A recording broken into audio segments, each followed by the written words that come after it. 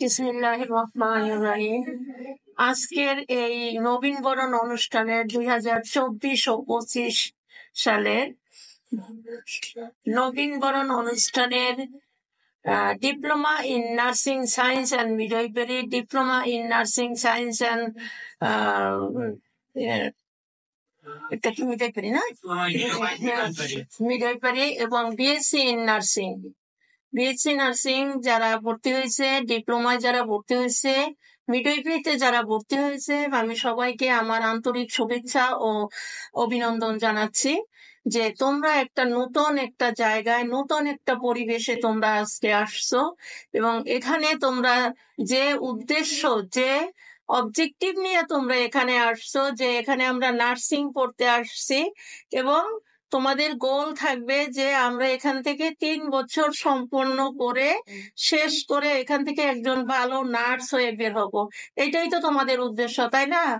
তাহলে তোমরা নতুন জায়গায় এসে তোমরা যে আজকে যেমন হোস্টেলে অনেকেই আছো বা যারা আত্মীয় স্বজনের বাসায় আছো, পাশাপাশি কেউ যদি কারো রিলেটিভের সাথে থাকো, সবাই তোমরা এখানকার পরিবেশ সবকিছু তোমরা আস্তে আস্তে বুঝতে পারবে। সেই পরিবেশে তোমরা আস্তে আস্তে আগে যাবা এবং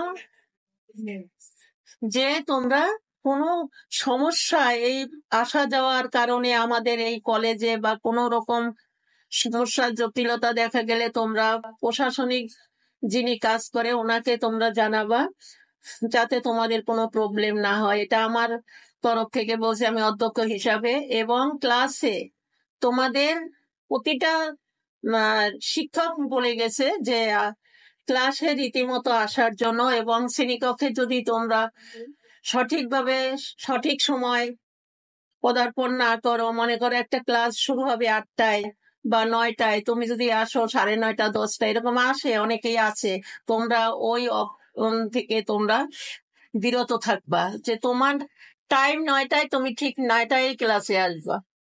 যদি তোমার কোনো সমস্যা থাকে তুমি আগে জানাইতে পারো, যেহেতু মোবাইলের যুগ, সেই কারণে তুমি জানাইতে পারো। তার মানে এই না যে তুমি প্রতিদিন দেরি করে আসবা, কারণ তোমরা এতদিন হইলো পড়লা বাংলায়, তাই না? সবকিছু বাংলা না, এখন কিন্তু এই নার্সিংটা হলো কি ইংলিশে। হ্যাঁ, যা আমাদের জন্য খুবই জটিল।